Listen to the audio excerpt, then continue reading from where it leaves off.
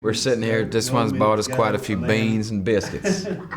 This man is your clock watcher right here.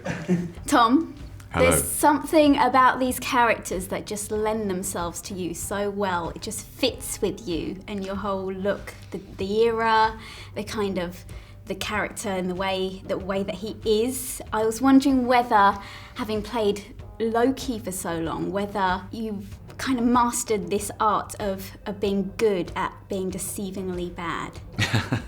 I hope it's not the only thing I'm good at. Otherwise, I think I'm in for a rough ride. But I think I actually tried, bizarrely enough, I tried to make him different from Loki in lots of ways. Loki is a character who enjoys, he's much more self-aware. He knows who he is, and he knows his own power, and his inclination is to mischief and playfulness. He delights in chaos and willingly creates disorder. And Thomas Sharp is actually someone who's much more hidden, much more guilty, much more ashamed. And actually the experience he goes through in the film is one of a kind of awakening, as that he sort of he confesses to charges which he's guilty of, but out of that confession finds a vulnerability and a courage which I think is very profound. Well, I went into watching Crimson Peak without realising it's a horror, because I like to just go in and just enjoy the film for what it is. Sure. But I am not a big horror fan, and I spent a lot of time with my eyes closed when there were ghosts on screen. Yes. So I had to laugh when your character said, if you're uncomfortable, just close your eyes. What do you do when you're uncomfortable? I probably go very still. I find myself stilled by that. I'm terrified of acting in a way that's rash or careless.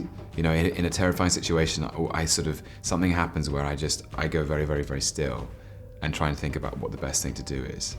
And then probably after the event, I'll be all over the place. Freak out. Yeah. Cool. And Edith's father has said in this that you can tell a lot about a person by their hands. So I want you to have a look at your hands and tell me what they say about you. There are a few scars on them. One from an old rugby stud from when I was a child. They're quite like my father's hands, actually, I think. They're quite big. I've got quite big hands. I don't know what that says, but I've got big hands.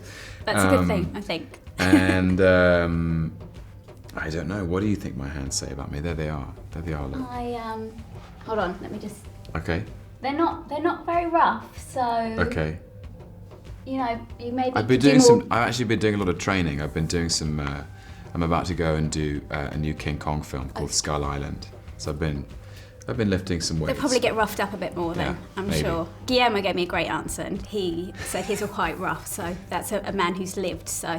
Okay. Maybe you'll get there, Maybe Tom. I'll get there. Maybe I'll live one day. Thank you very much, Right. Tom. Pleasure Thank you. meeting you.